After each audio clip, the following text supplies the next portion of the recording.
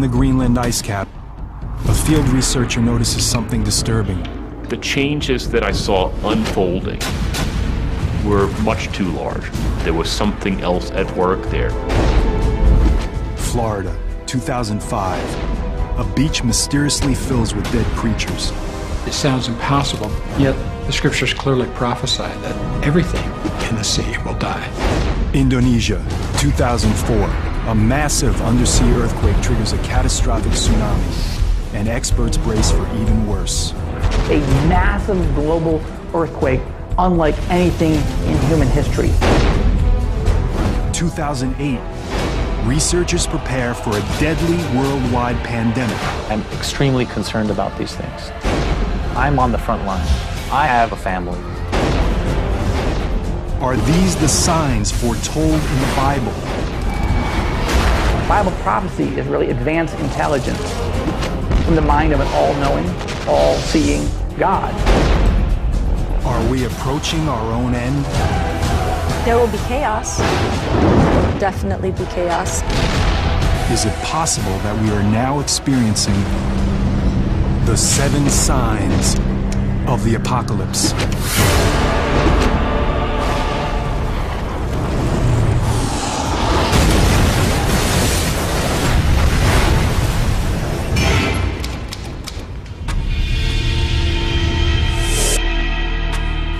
Throughout history, every civilization has considered its own end.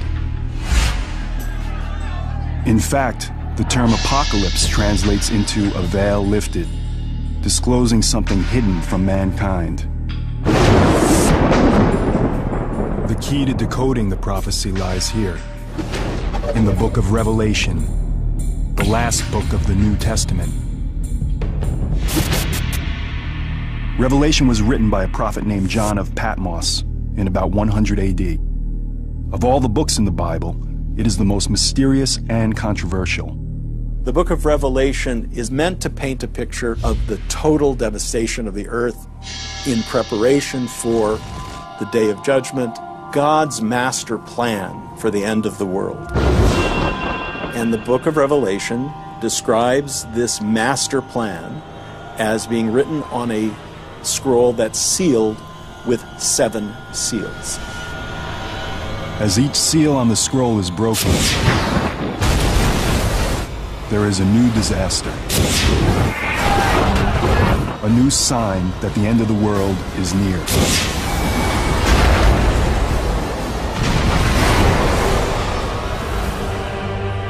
For 2,000 years, these prophecies have evoked fear. Since Christ's death and resurrection, there have been all these false messiahs who've said that the end has come. However, every person knows, whether they're an atheist or a Scientologist or a Hindu or a Christian or a Catholic or a Jew, every person knows that we are on the verge of apocalypse. Could the biblical prophecy of the 7 signs, written nearly 2,000 years ago, now be coming true? Astonishingly, modern science seems to confirm these unfolding signs.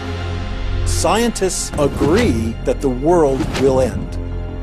And scientists agree that many of the features of the end of the world may resemble phenomenon, catastrophes that are described in Revelation. What they disagree about is whether this is the will of God, as prophesied in Revelation, or whether it's just an accident of the natural world. To those who believe in the book of Revelation, the warning signs that mark the beginning of the prophecy are clear. The 4 horsemen of the apocalypse. Biblical scholars have decoded their symbolism. A rider on a white horse, on a red horse, on a black horse, and on an ashen horse, all bringing horrible things. If the prophecy has begun, then the terrors these 4 horsemen bring have already arrived. The 4th horseman, the pale horse, symbolizes plague. And when he had opened the 4th seal, I beheld a pale horse, and his name that sat on him was Death.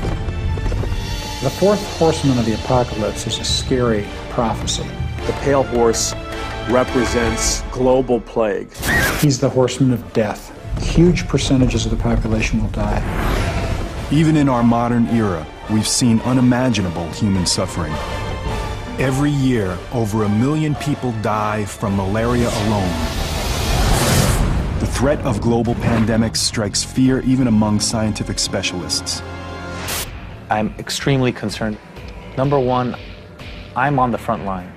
I have a family. I have children who are basically being set up for these illnesses. It's always too late after the fact, and we need to put more work and efforts into trying to find vaccines, trying to find preventative measures for these illnesses before they happen. As we'll see, plagues are only the beginning. The third horseman adds another dimension of human destruction, the Black Horse. And when he had opened the third seal, I heard the third beast say, "Come and see." And I beheld a black horse, and he that sat on him had a pair of balances in his hand. The black horse represents death and famine. Increasing use of crops to make biofuels in recent years has helped trigger shocking food shortages. Some fear it's just the beginning. There's not enough food for the world, and people begin dying in massive numbers. There will be tremendous food shortages. We see mass starvation. A top disaster response expert provides insight into this global human tragedy. There will be chaos. There will definitely be chaos. Rules will not exist, because what happens, unfortunately, is truly that survival mode kicks in. You've got yourself and you've got your family. And that person next to you, unfortunately, is just a person next to you. So if you need bread, you're going to get that bread.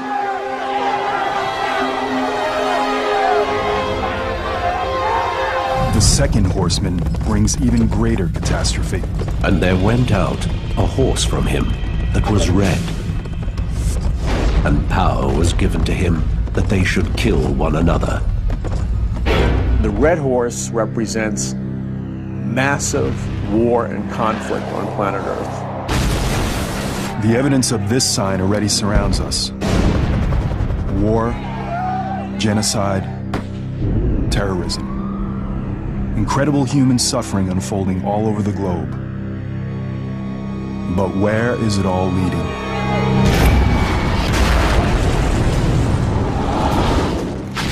Both secular and religious experts agree that the possibility for human annihilation is real. Jerry Jenkins, co-author of the Left Behind novels, explains his beliefs. It seems like with the natural disasters getting worse and worse, and wars and rumors of wars and nations rising against nation happening more frequently and more globally, it seems like we're heading towards something, and it seems like we're heading towards something cataclysmic. The evidence for the fourth, third, and second horsemen already surrounds us. But of all the horsemen, the first evokes the most terror. And I beheld a white horse, and he that sat on him had a bow, and he went forth conquering and to conquer. Next to Satan, the first horseman is the most evil figure in the Bible, the Antichrist. There are several historical misconceptions about this horrific figure. People naturally assume the Antichrist. They think of horror movies in 666 and some guy with flaming eyes who looks demon-possessed. He's not going to be screaming in stadiums with a swastika. People are not going to be saying Sig Heil. He'll come preaching peace. It'll be a time similar to today where we have all kinds of war and discord. This will be a person who will be so persuasive and such a lover of peace that people will be drawn to him and say, let's let him lead us instead of all these politicians. The book of Revelation foretells that the Antichrist ultimately turns to the dark side. He will play a central role in the final sign, the climactic war that ends the world, Armageddon. The key to unlocking the rest of the prophecy is the number 7. The author of Revelation, like all of the first Christians, was actually born and raised and educated as a Jew. What is the sacred number of the Hebrew Bible. It is the number 7, which is the number of days it takes God to make the world. Later, there was a famine that was coming that would last for 7 years. But first, God would give the nation of Egypt 7 years of bounty. All throughout the Bible, you see this theme reoccurring again and again. And where it comes to full completion is in the book of Revelation. You have a series of successive judgments growing in intensity. You have 7 seals, and then you have 7 trumpets, and you have 7 bowls. And they flow in a continuing order, but there's a crescendo. It's a crescendo that has only begun. The next sign is a global annihilation sent from heaven itself.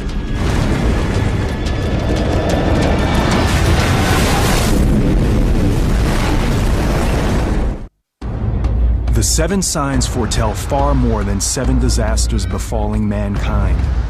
The intricate prophecy describes 7 disasters within 7 signs, within 7 more signs.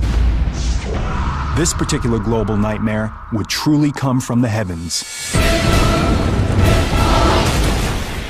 And the stars of heaven fell to the earth, and the heaven departed, and the kings of the earth hid themselves in the dens and the rocks of the mountains. Objects falling from heaven are mentioned more than once in Revelation. In the book of Revelation, John is seeing what appears to be, in a vision, all these stars falling from heaven. It could very well be the massive meteor shower or massive meteor impact or massive asteroid impact on planet Earth.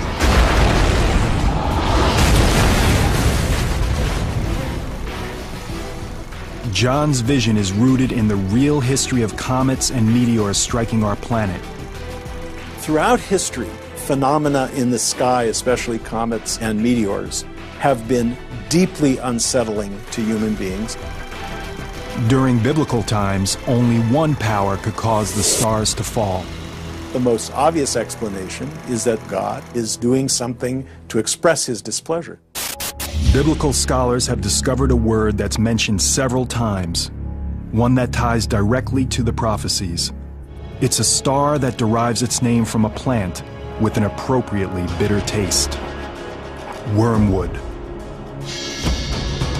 When the third angel blew his trumpet, a large star fell from the sky. The star was called Wormwood. Could the wormwood prophecy be fulfilled by an asteroid heading towards Earth? Wormwood is a scary prophecy because it does such damage, killing so many people and so much plant life and so much animal life. It's clearly something to be so huge it'll be trackable by modern technology. What religion has interpreted as prophecy, scientists like Dr. Phil Plait now view as fact. Far and away the biggest danger from the sky would be an asteroid impact, because if we wait long enough, it will happen. A big rock is going to hit the Earth. 100% guaranteed, rock solid, bet on it. There are meteors out there. They do hit the Earth periodically. Meteors large enough to cause serious damage hit every century or so. Can an asteroid hit the Earth and destroy everything? The signs already surround us. A chunk of iron, probably about 50 yards across, slammed into the desert out there about 50,000 years ago. The amount of energy that was released, probably something like 20 megatons, which is 20 million tons of TNT exploding all at the same time. One event defines the extreme. 65 million years ago, scientists believe an asteroid hit the Earth with an unimaginable impact. Our planet got incinerated, cremated. A rock about 6 miles across, now mind you, that's bigger than Mount Everest, hit the Yucatan Peninsula in the Gulf of Mexico. The energy from this impact was beyond belief. That much mass with that much velocity is about 100 million megatons of energy. And a megaton is an average size hydrogen bomb. So 100 million hydrogen bombs of energy. The 6-mile wide asteroid caused damage on a biblical scale. All of that energy of motion was converted into heat. It vaporized a huge amount of seawater. It created a tremendous plume of vaporized water and molten rock as it hit the Earth's crust. There were tidal waves, tsunamis, that may have been hundreds of meters high. The Earth shook, equivalent to what they call a magnitude 12 earthquake. It splashed debris around the entire planet, which came back down into the atmosphere and heated up like shooting stars with about 20 million megatons of energy. Within a few hours of impact, fires were raging across every continent. It was literally hell on Earth. Can an asteroid trigger an apocalypse? It may already have, just not for mankind. The evidence is clear. An asteroid collision could happen, so it's not a question of if, but when.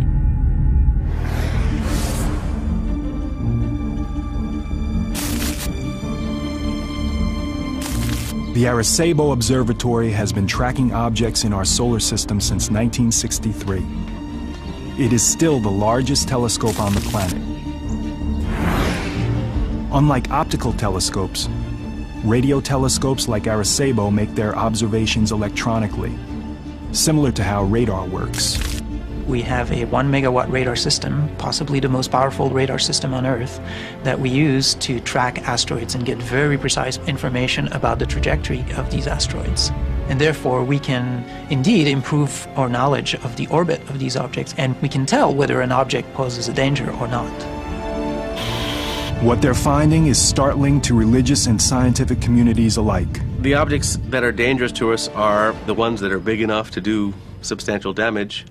Those are taken to be the ones that are sort of 500 feet across and larger. Of the 500-foot size, there's 10,000 to 20,000, I'd say.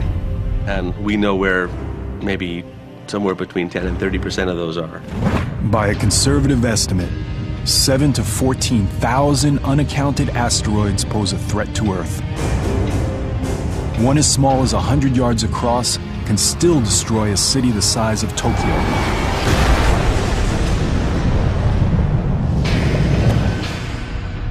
If one of these asteroids fulfills the Wormwood prophecy, if it is one of the 7 signs, it would be an apocalypse unlike anything else in human history. So if you have an asteroid that's a couple of hundred yards across, it's the size of an entire football stadium, and it comes in, it'll pass through the Earth's atmosphere and it gets very hot. So if you were standing, say, in New York City and it were going to impact there, you would look up and you would see this huge ball of light going across the sky. You would feel the heat from it. It would be like standing underneath an extra sun. As the Wormwood asteroid gets closer, the heat will intensify. It would get hotter and hotter and hotter, and it would be like sticking your head in the oven and turning it on broil. You would actually catch on fire. The buildings would be set on fire.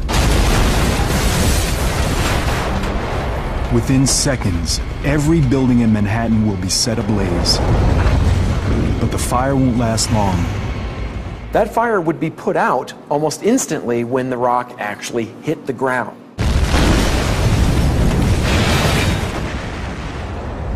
The Wormwood asteroid will gouge out an enormous crater.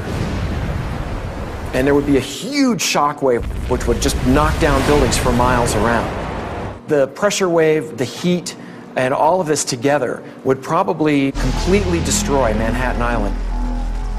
Wormwood hits with such incredible impact that a third of all marine life is destroyed, and coastlines are destroyed. It poisons the sea, it kills people, it kills plants, it kills animals, and so there's tremendous devastation, and it's global. Some of the most devastating human impact may unfold in the days and years after an asteroid hits. A phenomenon that's called impact winter. A lot of the ejecta, the material that's been excavated from the crater, can actually obscure sunlight. And enough sunlight can be obscured that you could actually shut down photosynthesis, and plants would die, and the entire food chain would be disrupted. You're talking about deaths on an unimaginable scale, huge impact to the global economy, tremendous amounts of areas where food won't be able to be grown. And so you're talking about long-term effects, not just the instant effects of the impact, but long-term effects that could go on for years. Death from the heavens can happen, almost as the prophet John describes in the book of Revelation. It is only the beginning of the journey toward the ultimate biblical apocalypse. Believers in the seven signs and scientists both agree a plague that could kill millions may just be a matter of time. The seven signs prophecy describes horrifying disasters. But for those who believe in the end times, God unleashes all his fury, and the worst is on the way. Disease. It's been feared by every civilization since the dawn of man. Even today, humanity is still terrorized by several epidemic diseases. Severe acute respiratory syndrome, or SARS, struck 29 countries. Since 1972, malaria has killed nearly 100 million people, and an avian flu strain could set off a worldwide pandemic at any moment. The common thread? They could all be linked to one of the seven signs. And I looked, and beheld a pale horse, and his name was Death.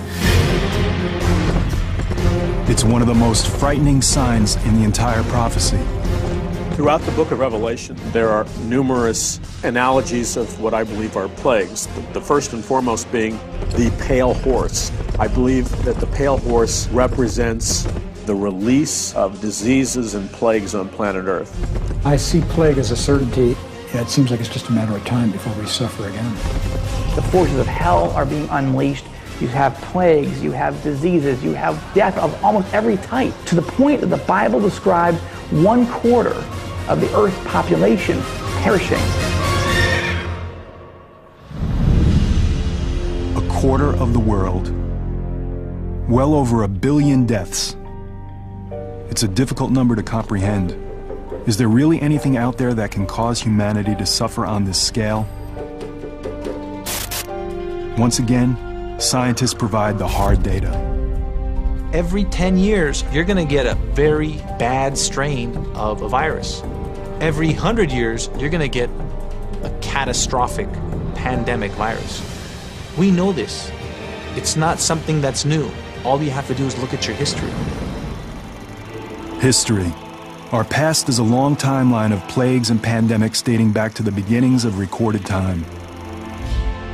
During the time John of Patmos writes the book of Revelation, around 100 AD, plagues strike in the areas of modern-day Libya, Egypt, and Syria, very near the island of Patmos itself. It's even possible that John has direct knowledge of these outbreaks. But the deadliest plague of them all hits during the Middle Ages, the Black Death. The bubonic plague slashes through Europe in the 1340s, killing between 25 and 50 million people. The disease causes large, painful black swellings called buboes, which give the plague its name. By the year 1400, the death toll reaches 100 million worldwide and reduces the Earth's population from roughly 450 million to as little as 350 million. As might happen today, some victims looked for answers in the Bible and believed the plague to be the punishment of a wrathful God.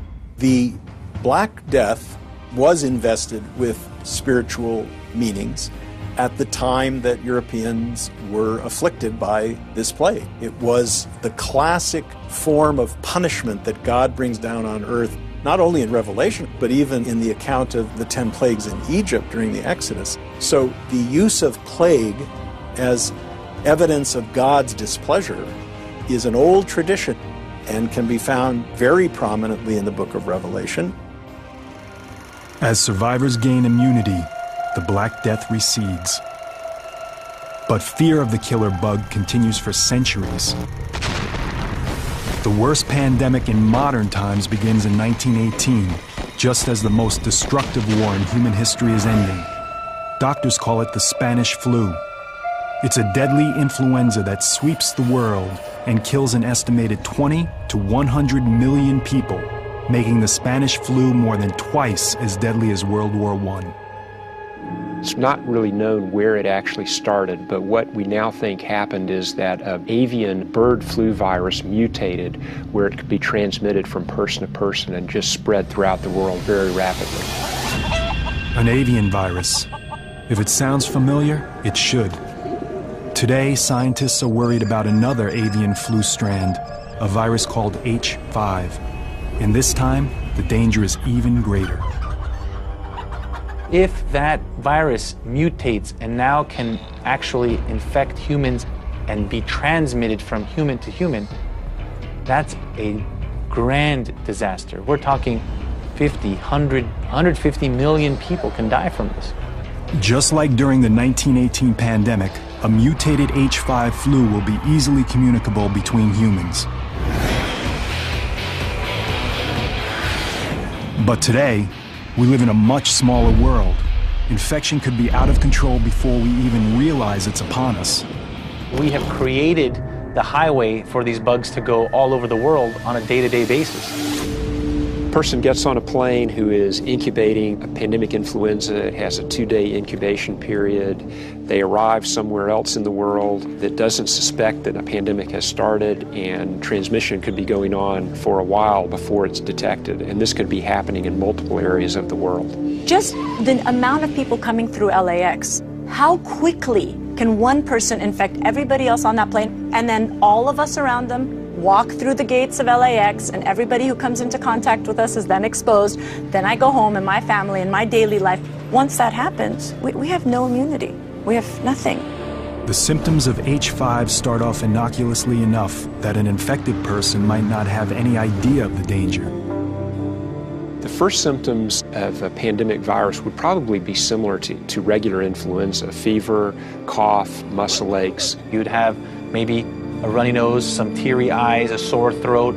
But the symptoms progress rapidly. Your muscles hurt, your throat is sore, you start coughing, next thing you know you have trouble breathing. There would be rapid progression, shortness of breath, cardiac arrest, renal failure. It's about 4 days from when symptoms develop to when you get in a hospital, and it's about 9 days to when you die. But as dire as these predictions appear, avian flu may not even be our greatest danger. The most threatening plague may have more sinister origins. The pale horse, I believe, represents death, but I believe it represents a specific kind of death, and I believe it represents the death that would come from biological warfare, either through an act of terrorism, through a security breach, through military conflict. A vial cracks, a truck crashes, it goes into the food supply. Numerous biologically designed plagues are released on planet Earth. There's no remedy for them. They spread like wildfire. Millions of people are going to die.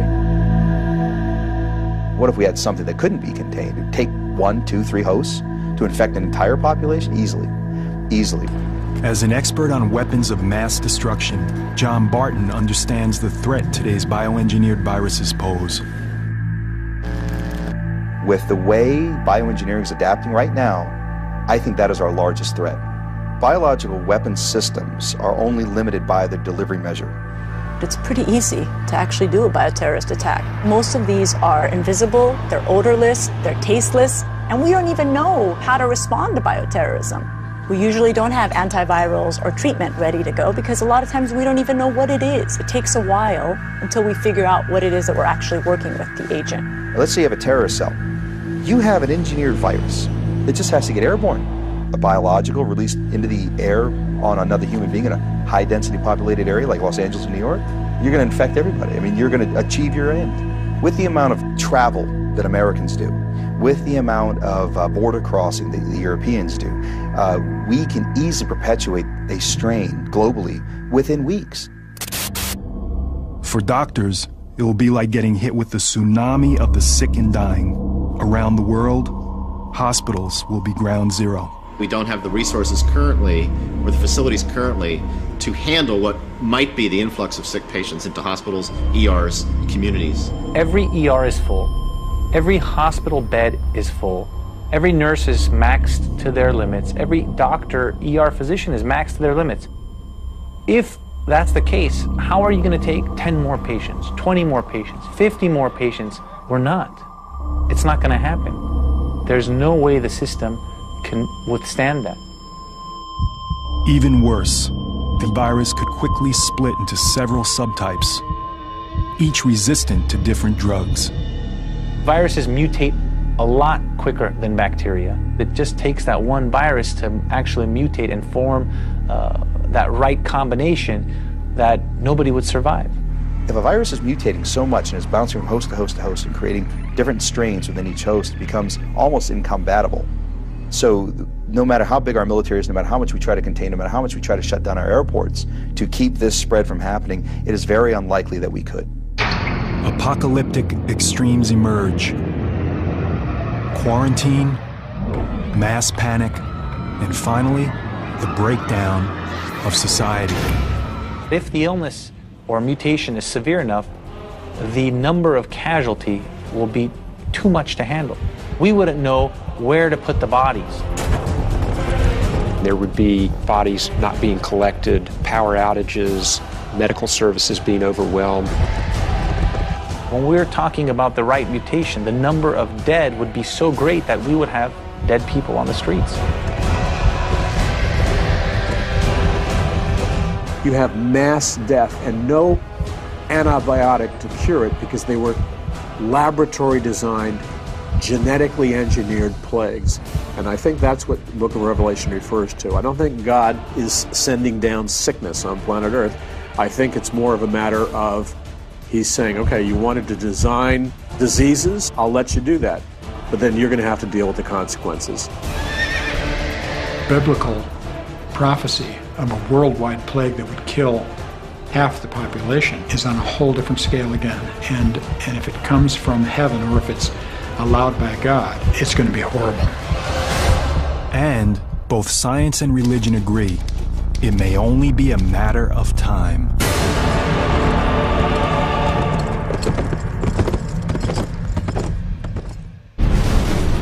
The next sign involves a different type of disaster, one that strikes the very ground we walk on. A massive global earthquake, unlike anything seen in human history. Many are skeptical of the Bible's 7 signs. They simply cannot believe a loving God unleashing such a holocaust on humanity. But as the investigation of the 7 signs prophecy continues, a pattern begins to emerge. It's a dark place on the fringes of human knowledge, a place where the differences between modern science and ancient prophecy begin to blur. The next sign brings that dark place into sharper focus, revealing a new level of horror and destruction. Within the last decade alone, the world has been struck by a series of catastrophic earthquakes. The 2004 Sumatra earthquake, the tsunami from that event killed at least 270,000 people. We just had an earthquake in China, but the estimates are 80,000 people killed. In 2005, there was an earthquake in Pakistan, again, probably killed 80,000 people. Hundreds of thousands of victims suffer. Women, children, the young and old. Are these terrible disasters linked to ancient biblical prophecy? For believers in the 7 signs, the evidence is clear. And I beheld, when he had opened the 6th seal, there was a great earthquake. Some believe the worst is yet to come. This is unlike anything we've ever seen in human history. This is a massive global earthquake that will terrify people to the core of their being. Imagine killer earthquakes striking all over the world at the same time. Even scientists are terrified by the possibilities. We're planning for ourselves here in the US, but if you think about some of the other places like Bangladesh, in Dhaka, an earthquake there, oh my goodness, the numbers will be staggering. For many devout Christians, it's a glimpse into the destruction foretold by the 7 signs. One more evidence that God is trying to literally shake the human race awake to their need for Him. Earthquakes play a central role in the prophecy. one that goes beyond breaking the sixth seal. Earthquakes are a key judgment of God throughout the book of Revelation in what's called the seventh bowl. It talks about an earthquake occurring that is so great that the world has never seen it before. Mountains are leveled all across planet Earth. Islands dissipate and disappear. Entire cities are leveled.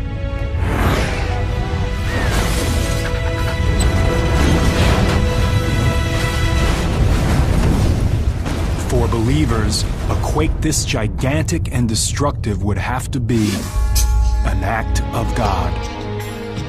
The judgments in the book of Revelation, that many of them will be intensification of natural phenomena that we see today. I'm not sure you can take a look at the natural world today and say, well, that's what it is and that's what it's going to be. It is literally a supernatural event. Earthquakes have a long history that predates the Bible. One of the leading scientists on the subject is Thomas Jordan, director of the Southern California Earthquake Center. Earthquakes are among the largest killers of human beings in terms of natural disasters. We know of at least 21 earthquakes that have killed more than 50,000 people in recorded history. Earthquakes strike along fault lines, places where the gigantic plates that make up the Earth's crust collide. With each plate weighing trillions of tons, the amount of energy unleashed by a major quake is enormous. In fact, the island of Patmos, where the book of Revelation was written, lies in an area that's noted for its violent seismic activity. It's even probable that John of Patmos himself experienced the terror of earthquakes firsthand. The same is true for his earliest readers, the Christians living in the eastern part of the Roman Empire. To them, the symbolism of earthquakes was clear. They were the judgment of a wrathful God. We know when you get to the very end of the bowl judgments with the great earthquake, that there's great fear and an understanding that they're facing the wrath of God. God is unhappy. Today, experts are trying to gain a more scientific insight into these calamities. In California, geologists drill deep to place sensitive instruments directly into one of the world's most dangerous earthquake faults, the San Andreas. At this point, the earthquake science community is faced with a situation which we don't really have the ability to predict earthquakes. This is the first time anyone has drilled into an active plate fault. By setting up a monitoring station directly in the fault zone, seismologists hope to learn whether or not earthquake prediction is possible. Yet to scientists, one thing is very clear. We know those events are going to happen. It's just a matter of when. True believers in the seven signs see a far more powerful force being unleashed. I'm not sure if those scientific explanations are necessary. If God just decides to cause an earthquake, he can just make that happen. We now know what causes earthquakes, and we know that they will continue to occur. What would have to happen today for an earthquake to be seen as a sign from God? To fulfill that prophecy, it would have to be a massive series of global quakes, striking cities along every fault line. San Francisco, Tokyo, Shanghai, Athens, Istanbul. The list would include cities in the U.S., especially those near the San Andreas Fault. It runs from the southern end of the state all the way through the urbanized regions of Los Angeles and up through San Francisco into Northern California. Alina Dorian has spent much of her career planning for that dark day. The worst time for an earthquake to hit would be when you have the most population out in places where it's the highest risk, which means in high-rise buildings, roadways, having the kids in school so they're all separated from their families. It would be a tremendously violent event. The ground could move by 10, 20 feet. It would be shaking strong enough that people would be literally thrown to the ground. They couldn't stand. And if you were next to tall buildings, windows falling out of tall buildings would be a tremendous hazard. Anything that falls from a significant height is basically just like a stray bullet. Now add to that glass, which is in those large structures tempered and made to withstand significant wind. It's basically falling blades. So the amount of trauma that those things would cause would be enormous. Many of the older brick buildings would collapse. The older concrete frame buildings would collapse outright. You'd see some floor slabs that were just pancakes with people stuck in between them. You're going to get amputations, pneumothorax, which are collapsed lungs, crushed hearts. If you're bleeding out and you can't get to the hospital, you will die. Even people in LA's modern steel frame skyscrapers, the kind that are designed to withstand large quakes, aren't totally safe. At the very least, the building would begin to sway. For such a large earthquake, we'd anticipate that we'd see collapses of some of those buildings as well. In a few minutes, the shaking will be over. But for those who survive the initial blow, the horror is just beginning. Fires caused by broken gas lines and fallen high voltage wires will spread throughout the city. If you start enough fires simultaneously, you'll overwhelm the resources to put it out, and instead of slowly putting the fire out, the fire will start to grow. And of course, if fires get large enough and they just keep growing, that's what we call a conflagration. With water mains and roadways severed, a post-quake firestorm in LA could last for days, even weeks. Thousands of people trapped in collapsed buildings or too badly injured to move will be incinerated. Eventually, even a fire this size will burn itself out, but the community will continue to suffer. It's not just the deaths. Deaths are huge. But then you have 6 months, a year, 2 years of recovery time for everyone else. And not just people that are sick, but people that are displaced, people that don't have homes, they don't have jobs anymore, they don't have possessions, they don't, their families have been ripped apart. Imagine afterwards trying to get your life back together again as an individual, as a system, as a business. I mean, it has huge ramifications. And this is just one city, in one country, in the entire world. Imagine the consequences of a simultaneous global quake in poor areas around the globe. Those buildings can't survive. Those people have nowhere to go, and they are packed. There's so many people in a little square meter. So it's something that you have to think about. Catastrophe on a biblical scale. Earthquakes are a warning. They have taken place throughout human history, and they are an indication that God is still in control of Earth. The next sign centers on a disaster that's less familiar, but could be even more catastrophic. Death from above, caused by one of the most powerful forces in the universe.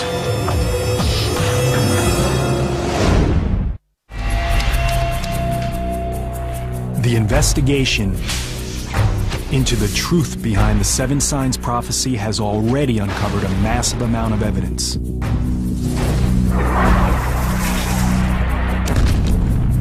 To devout believers in the prophecy, the meaning of that evidence is clear. God just sends sign after sign, event after event, trying to wake people up. To these evangelical Christians, it reveals God's master plan for the destruction of the world and the second coming of Jesus Christ. The book of Revelation is meant to paint a picture of the total devastation of the earth in preparation for the day of judgment.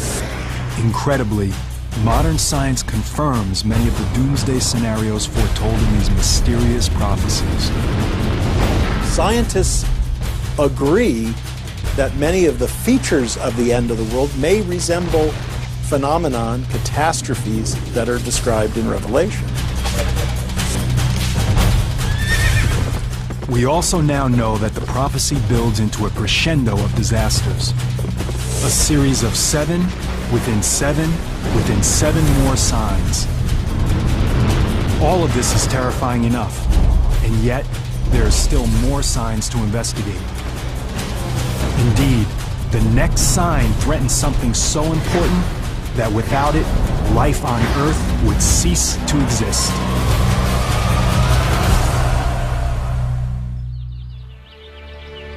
Our sun rises each day, bringing light, warmth, and life. Our world relies on the sun's rays for its very existence.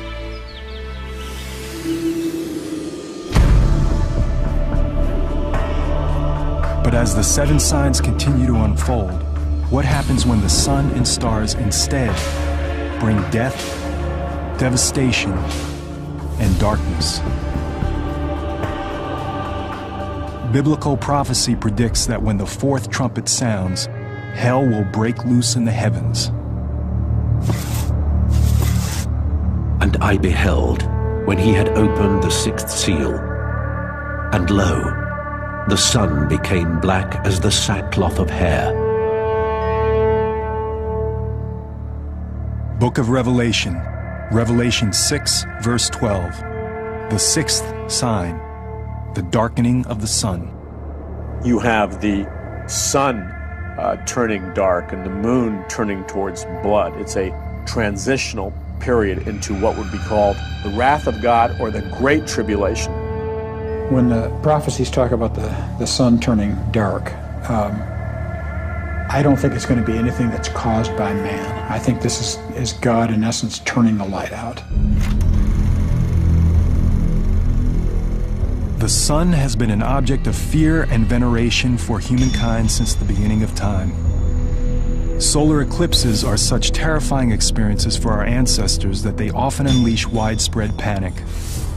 But the dire predictions of this sign warn of something more than the temporary effects of an eclipse.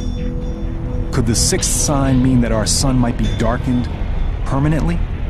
Could we plunge into a cosmic darkness so devastating that it would be interpreted by many as an act of God or a sign of the apocalypse? Surprisingly, scientists say that the possibility does exist. And ironically, a planet-wide darkness could start with the brightest light in the universe. Gamma ray is a part of the electromagnetic spectrum. It's basically light. Gamma rays are created by electromagnetic radiation and are emitted during radioactive decay. If normal light is like a feather hitting you on the cheek, a gamma ray is like a bullet. A single gamma ray photon has 1 billion times the energy of a visible light photon. That's what makes them dangerous. If they impact a cell, they can disrupt the cell. If they impact DNA, they can actually shatter or alter the DNA molecule. While gamma rays were discovered over a century ago, we are only now just starting to learn how deadly they can be. As Dr. Neil Garrels explains, the big breakthrough in gamma ray research comes during the Cold War. Nuclear weapons produce flashes of gamma rays. And in 1962, President Kennedy signed the Nuclear Test Ban Treaty with the Soviets. And this treaty outlawed testing of nuclear weapons above the Earth's atmosphere. The United States built a series of satellites to monitor this treaty. So these satellites had gamma ray detectors on them. And lo and behold, they actually discovered flashes of gamma rays. But the gamma rays are not coming from Russia. Multiple satellites would see the flash at the same time, and it wasn't coming from the Earth. It was coming from deep space. When scientists finally locate the source of these rays, they discover one of the largest explosions in the universe, the gamma ray burst. Gamma ray bursts are second really only to the Big Bang as far as energy output. As far as we know, there are no bigger explosions in the universe. It's caused by a supernova, a very massive star that explodes. The inner part of the star collapses down and it forms a black hole right at the center. And what happens is it focuses twin beams of energy that shoot out in opposite directions from the black hole itself. They're like cosmic blowtorches, death rays. These things scream out at the speed of light, and the energy that is packed into these beams is staggering. It's unimaginable. In roughly 10 seconds, these two tightly focused beams transmit more energy than our sun will emit over its entire 15 billion year lifespan. There are almost 1 million of these going off every day. This is happening all the time. You can talk about asteroid impacts, you can talk about solar flares, you can talk about black holes passing through the solar system. But I think pound for pound, you don't get anything more terrifying than a gamma ray burst. Anything within 1,000 light years that lies in the path of gamma ray beams is simply vaporized. Fortunately, there are no stars close enough to vaporize our planet. But the radiation from a gamma ray burst even several thousand light years away can still devastate the Earth. In fact, there's evidence that our planet may have already been hit. Several 100 million years ago, back when the trilobites were the kings of the Earth, these little crab-like guys that were swimming around in the ocean, it's possible that a gamma ray burst actually went off close enough to the Earth to wipe out these trilobites and a lot of life on the Earth. This was one of the biggest mass extinctions. It was even bigger than the one that wiped out the dinosaurs. A nearby gamma ray burst will clearly pose a danger to life on our planet. But according to prophecy, the sun and moon will be darkened. How can this blinding flash of light send our world into darkness? The answer lies 8,000 light years away. The star is called WR104. It's a funny name, but that's what we call it. And it's close enough to hurt us, and it may be aimed at us. It's reaching the end of its lifetime, and it could, any year, blow up. So what will happen if this distant star explodes? You would have literally no warning, because gamma rays themselves are light. And so they're traveling at the speed of light, and since nothing can travel faster, as soon as they hit the Earth, that's it, that's our warning. So basically we would see it and that would be it. Even though it's 8,000 light years away, WR104 could trigger a devastating change in our skies. Strangely enough, it's this massive blast of light that could plunge us into the darkness foretold by the 7 signs. A gamma ray burst alters the Earth's atmospheric chemistry. It can create a layer of what is essentially smog, a thick reddish-brown, dark layer of smog that would block sunlight, and that would actually lower the Earth's temperature. It could cause an ice age. Photosynthesis will be interrupted. Plants across the globe will die. It's also possible the sudden change will wipe out the critical bottom layer of the food chain. Changing the microscopic life in the ocean changes the very base of the food chain. If you were to kill all of the plankton in the ocean in a very short period of time, life would stop immediately. The whole system collapses. It's a big chain. Everything is linked to each other. The whole thing's going to fall apart. Trapped beneath darkened skies on a frozen, dying planet, the effects of a gamma ray burst will be a nightmare for mankind. One foretold by the Bible centuries ago, a prophecy that for some will signal the end times.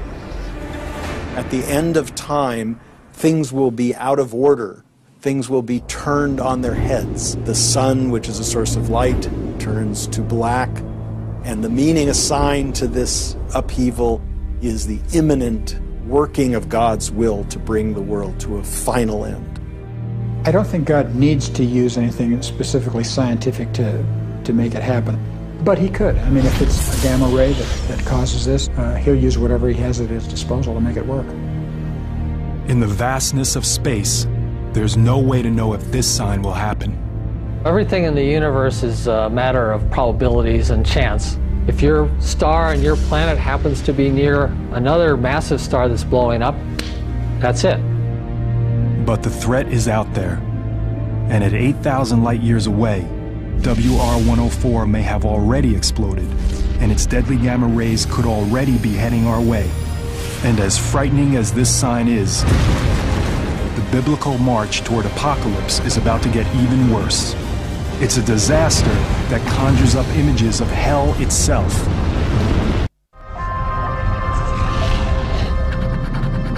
Scientists at Yellowstone take measurements. Something strange is happening. Could it be the site of a future biblical disaster? Could it be part of the 7 signs? And the second angel sounded, and as it were, a great mountain was cast into the sea. In the second trumpet judgment, it talks about a great mountain falling into the ocean. That could be an asteroid, but it uses the term mountain, and then it uses the term fire. A mountain bursting out of the ocean, erupting with fire. It's one of the most dangerous and destructive forces on Earth. Could one of the 7 signs be a volcano? A look back at ancient history provides a clue. The images of fire and brimstone that define hell were inspired by the flaming magma and sulfuric gas emitted by volcanoes. Like many violent natural events, volcanic eruptions are seen by our Christian ancestors as the result of God's wrath. Mount Vesuvius erupts in 79 AD. During the same period, John of Patmos writes the book of Revelation. The eruption buries the Roman city of Pompeii. Hot volcanic ash entombs thousands of victims for all time, frozen in their final agony. Many early Christians view this as God's punishment of the pagan Roman Empire, exacted for persecuting their Christian brethren.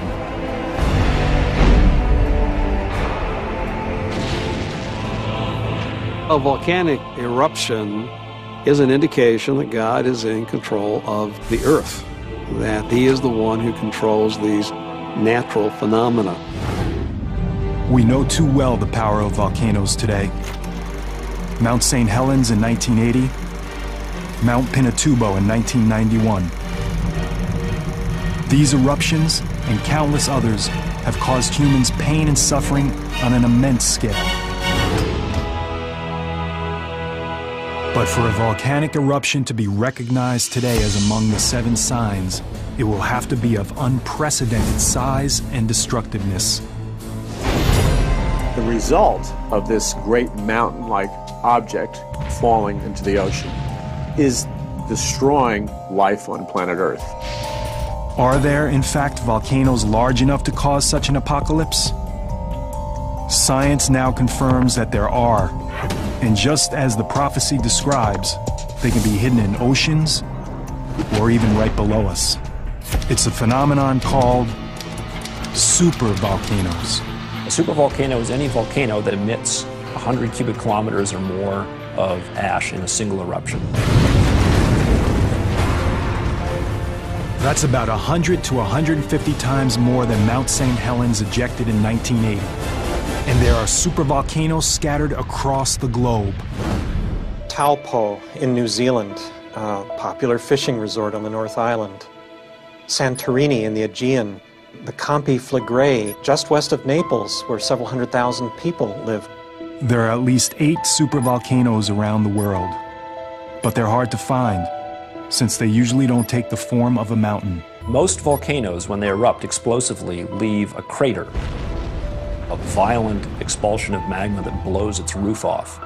When a very large eruption occurs, it leaves something called a caldera, which is a much more structured, bowl-shaped depression that has relatively steep walls. It's typically tens of kilometers across, and it forms by a settling of the roof rocks down into what used to be the magma chamber. There are several supervolcano calderas within the United States.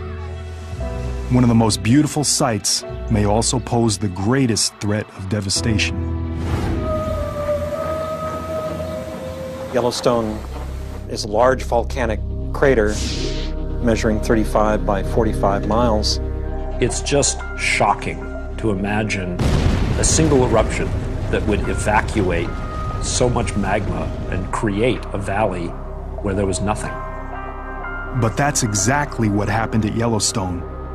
More than once. Yellowstone has had 3 very big eruptions that were hundreds of cubic kilometers or more. The most recent of them happened 640,000 years ago. We know that Yellowstone has erupted in the past.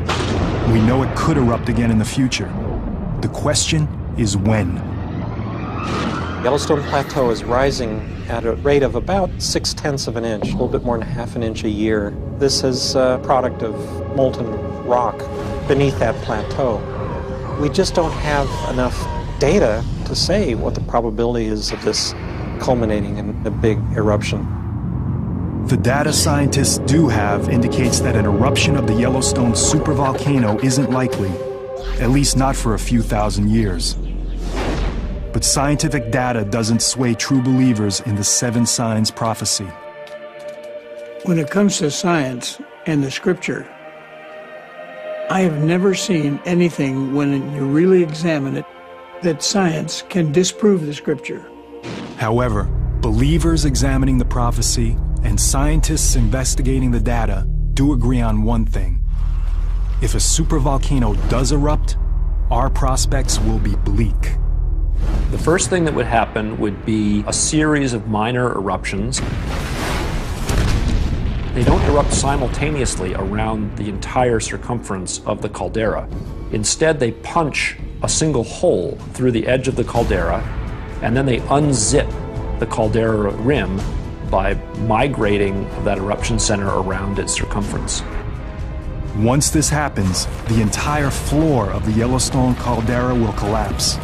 That will blast a gigantic column of scalding volcanic gas and ash up to 20 kilometers high into the atmosphere. That cloud collapses in places and produces a ground-hugging mass of hot ash that runs perhaps several hundred miles down river valleys.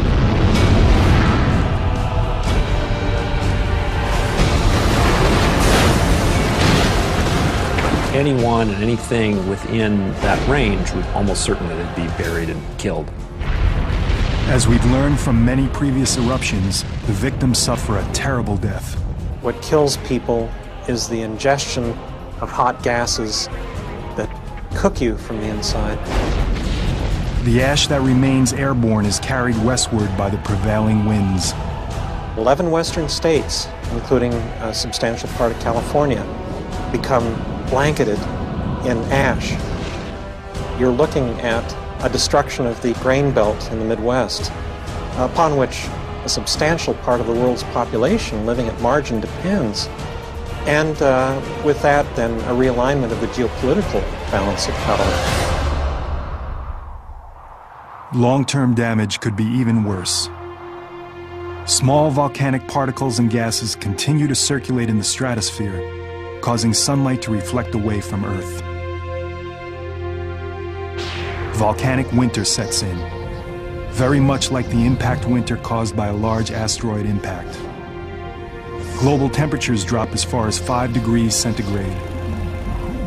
That may not sound like much, but that's the only temperature difference that separates us from the last ice age. Once these horrific events begin to unfold, certainly students of the Bible will recognize them immediately as events that were foretold thousands of years ago that are now coming to pass. In contrast to the unshakable beliefs of devout Christians, scientists are not as sure of the future. Supervolcanic eruptions could take place at several dozen localities around the world. The best that we can do is, if we notice evidence that a major eruption is impending, to clear out the surrounding area and prepare for the possible consequences. Not very reassuring. One more mystery explored, but still more questions to answer. The next sign is even more mysterious than volcanoes, but every bit as powerful. It's a phenomena that turns the very waters we depend on as red as human blood. Most scientists believe life began in the ocean. But could life also end because of the sea? To believers in the 7 signs, the answer is yes. 2005, the coast of Florida is struck by a huge die-off of sea life. Crews armed with pitchforks and gas masks clean up tens of thousands of dead sea creatures washed ashore from the Gulf of Mexico. In 2007, a similar event infects the coast of Southern California, leaving the beaches littered with dead sea lions, fish, birds, and whales. It is an image that comes straight from the book of Revelation. The death of living things in the sea.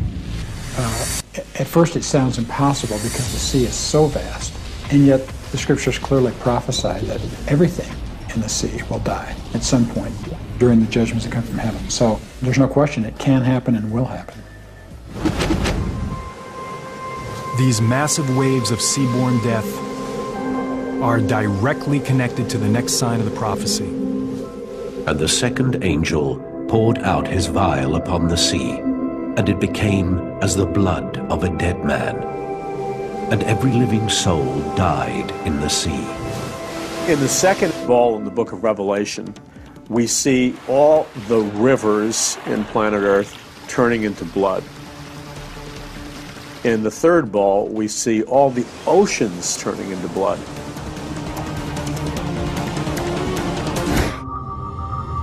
A wrathful God transforming the waters into blood is a recurring event in the Bible. But what does it mean? God turns the water to blood, and it causes the fish to die, and it means you can't drink it and sustain life with water. So the idea that blood, which is supposed to be confined in the veins of living creatures, is now in oceans and rivers, is a symbol of the dislocation, the upheaval, the catastrophe that God is willing to bring on the world when he is displeased. And it happened in Egypt, according to the Hebrew Bible. It will happen at the end of days, according to the book of Revelation. Throughout biblical times, blood has a very powerful symbolic meaning. Blood has always been, from the beginning of the Judeo-Christian tradition, has been a symbol of great sanctity. It becomes just as important in the book of Revelation. Even the ancients, who had no knowledge of human anatomy, understood that what flows through our bodies and keeps us alive is blood. So that symbol of blood is a symbol of life, and in a more exalted sense, eternal life. Blood can also be a powerful symbol of death. For centuries, water turning into blood is seen symbolically, but now science offers a different perspective. Can there be scientific truth to water turning blood red? For reasons that remain mysterious for centuries, the oceans and places along the world's coastlines sometimes turn a blood-like shade of red. When this happens, beaches become littered with dead sea life.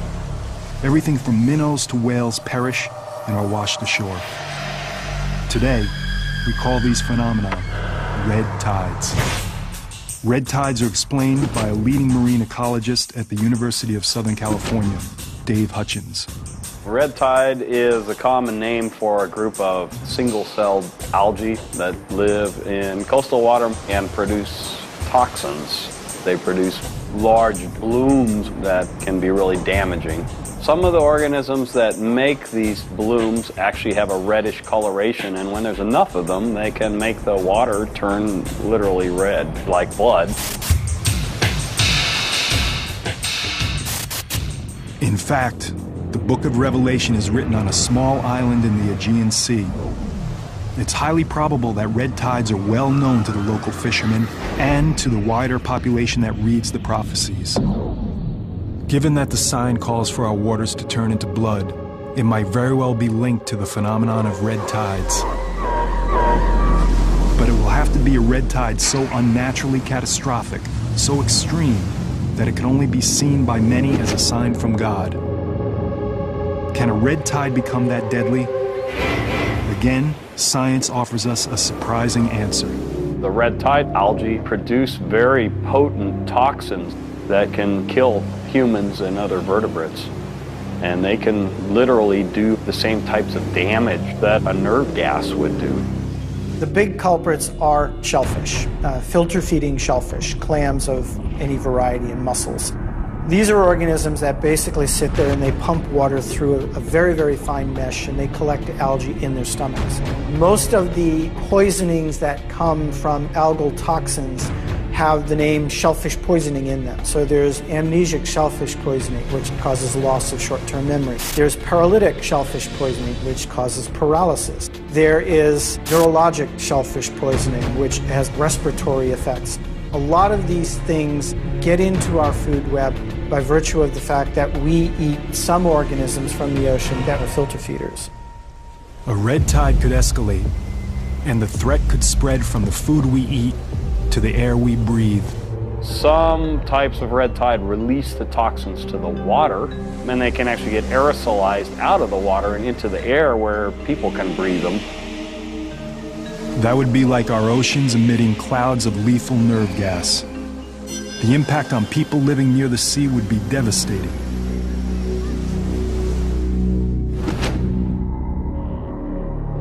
If a gigantic red tide strikes all the oceans at once, a vast majority of sea life on Earth will die, as will the people that eat and breathe the toxins the red tides produce. The millions of other people around the world who depend on the seas for food will starve. The human suffering and death will be mind-boggling. There's no doubt that many would see this as a fulfillment of the 7 signs. Both pollution and global warming are, in fact, upsetting the ecological balance that normally checks red algae growth, fueling a rise in the number and severity of red tides worldwide. If this deadly toxin continues to thrive, it could overwhelm the planet. If toxic algae win and continue to win and always win, we have a very dire situation. Those attuned to the prophecy of the 7 signs agree, but for different reasons. I think what God is specifically saying, He's saying to the rebellious planet Earth, to the Antichrist and his forces, you've martyred my people, you've spilled their blood, you've killed millions of people that believe in God by taking their blood. Now, as a judgment and a final warning to you, I'm going to turn all the rivers on planet Earth and all the oceans into blood. So this sign really could be a terrifying portent of worldwide killer red tides. It also has a link to our next sign, where again, destruction comes from something that's a direct source of life on Earth.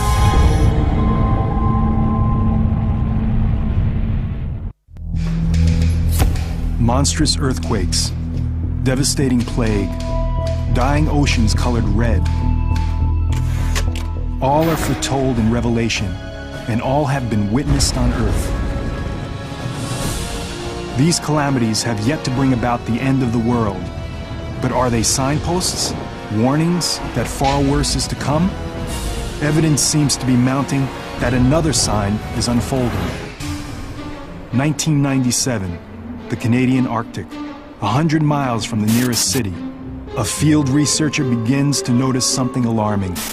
The changes that I saw unfolding in the Arctic were much too large, much too persistent to be explained away as just natural variations in climate. There was something else at work there.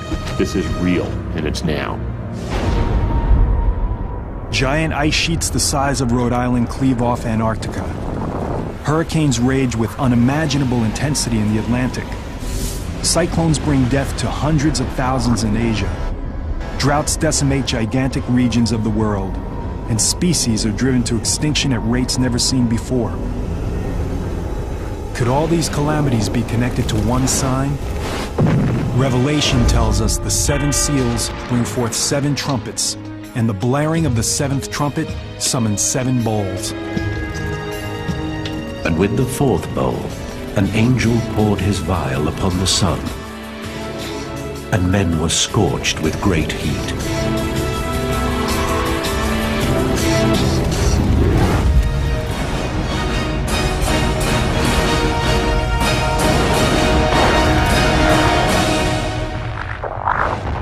Heat, the sun scorching mankind.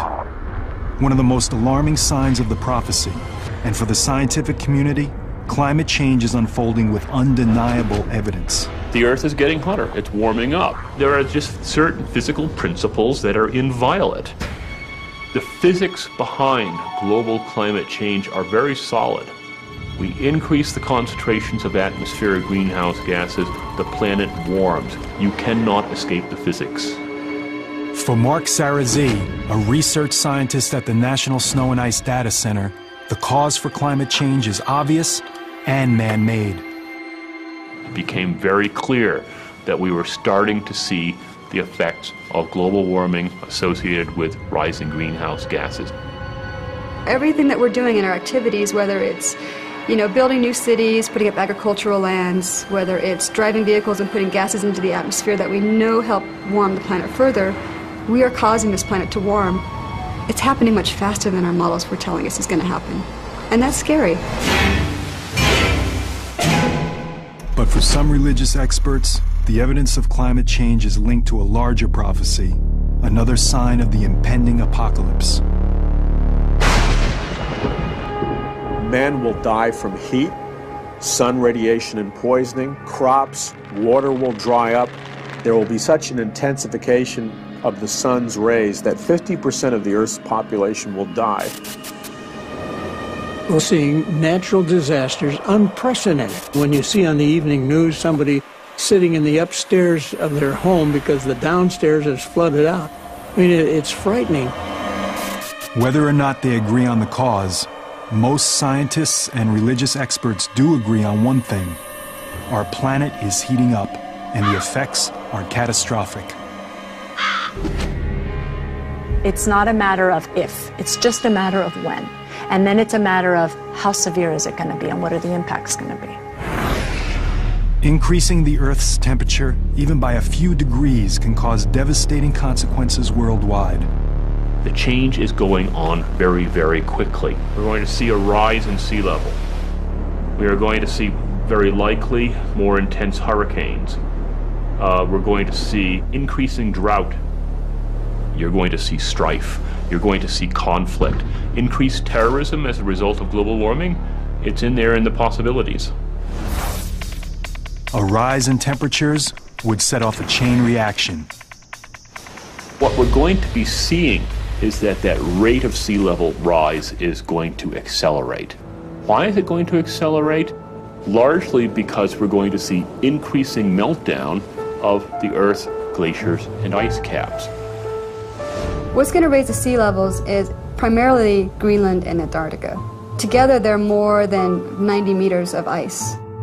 A small rise in sea level, just 10 meters, would submerge much of Florida and the East Coast. It would displace 25% of the entire population of the United States. You might want to consider not living in a low-lying coastal area if you're intending to hold on to your land for a while, because that land might be gone. Some scientists postulate an even more extreme rise in sea levels, up to 90 meters. That would create a truly biblical catastrophe. London, Venice, Amsterdam, Berlin, even Paris would be underwater. Once you force the climate system with greenhouse gases, with what's been observed, over the past 100 or so years, you get this amplified warming. At the same time, the Earth will be ravaged by fearsome superstorms. Hurricanes feed on warm ocean water. The oceans are warming up. And so therefore it makes sense that we ought to see more intense hurricanes as we move into the future. We're going to see more intense or extreme weather events of other types, for example, thunderstorms. We put this all together and we're seeing a picture of change that humankind is going to have to deal with. People in developing countries would be affected first. Hundreds of thousands could perish. But nations like the United States are far from immune. I think we have this arrogance that, in the Western world we're fine, we can deal with any sort of climate change. But, you can look at things like Katrina happening, and we weren't prepared for that. But the reality is I think we're all vulnerable on the planet.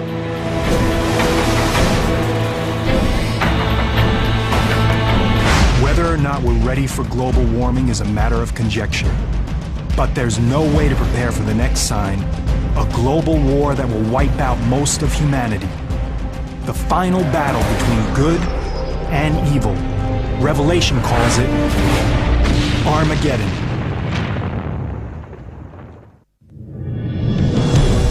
The final mystery of the seven signs is extremely complex. The book of Revelation is full of dreamlike symbolic imagery and hidden clues. Bible prophecy is really advanced intelligence from the mind of an all-knowing, all-seeing God. Just like intelligence at the CIA, where you have a little piece of information from one source and a little piece from another, and you have to put it together and connect the dots. Bible prophecy is this way also.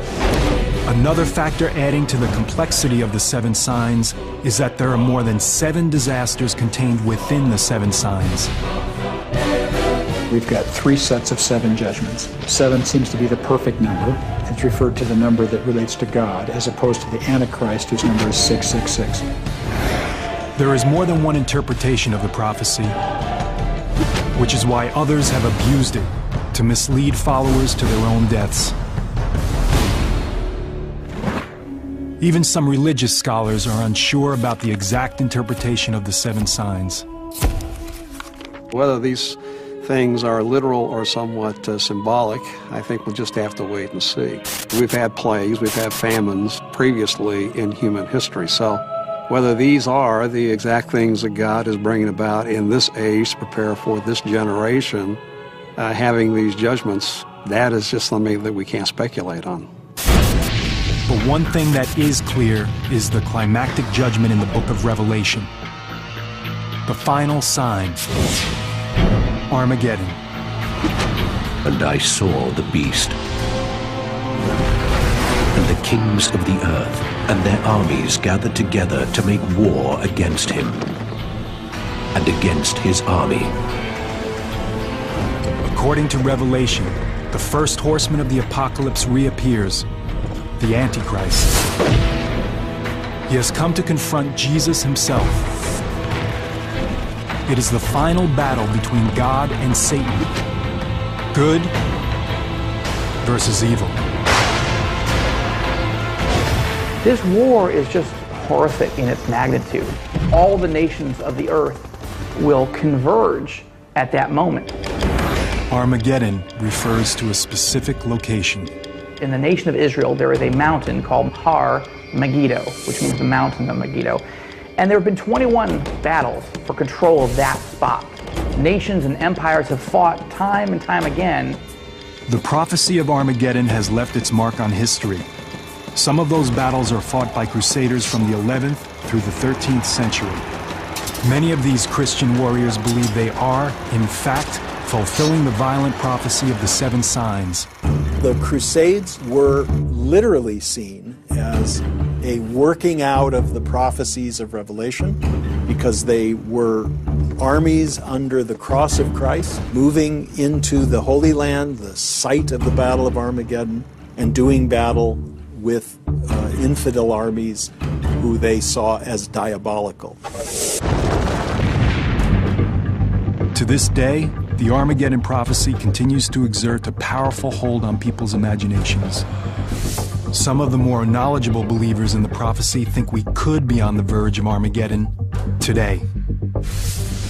We live in a brutal, chaotic world, so much so that with weapons of mass destruction available and rogue individuals and nations and terrorists and so on, people are afraid that maybe this could be the end.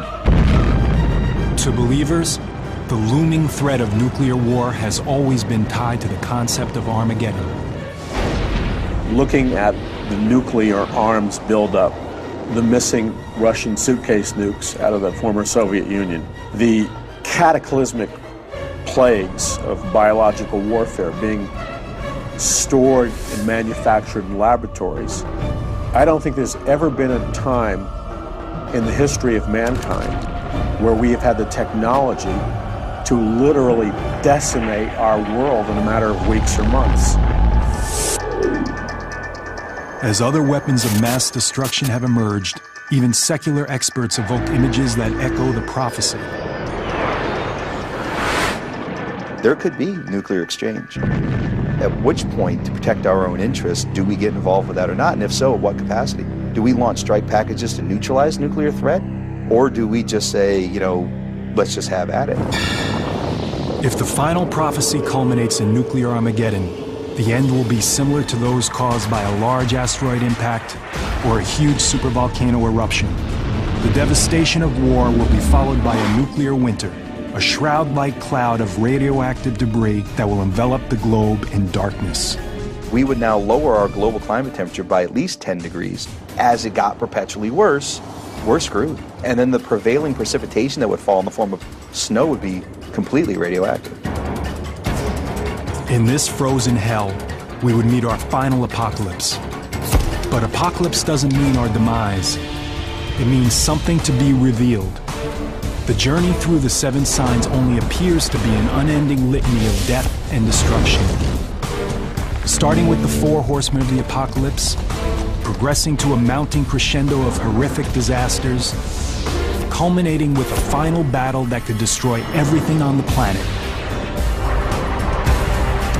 But to believers in the prophecy, the 7 signs are not a countdown to the end of time. The signs signal a new beginning, a startling and symbolic wake-up call. The purpose is to grab a rebellious mankind's attention in an effort to bring mankind back to himself. And this is where the mystery of the 7 signs is finally revealed. For amidst the devastation of the last sign, there is an unexpected end to Armageddon. And I saw an angel come down from the heaven, and he laid hold on Satan, and bound him, and cast him into the bottomless pit. Armageddon ends. Satan is defeated. Good triumphs over evil. And a period of peace and happiness begins on earth that will last 1,000 years. The bottom line is this: God's not some angry tyrant slinging down lightning bolts. God is love, and Apocalypse is the unveiling of everlasting love. That's what it's all about. It's not about torture, and it's not about disease. It's about the love of God and bringing in a brand new world. Yes, the prophecy is meant to terrify a rebellious mankind. But it ends on a note of hope. That deep human need for hope is one of the main reasons why the 7 signs are still relevant today. The book of Revelation has never been read with more earnest, true belief than it is today. There's a certain irony there because we live in an age of science, of very advanced knowledge about the here and now, and yet even with all that advanced knowledge, there are people who say all that really matters is your religious beliefs, and those will be the final test of whether you live forever in paradise or burn forever in the lake of fire. Are the 7 signs unfolding now? Despite all the evidence, it's still impossible to tell for sure. But there's one thing that can be said. The prophecy is every bit as powerful now as it was the very day it was written.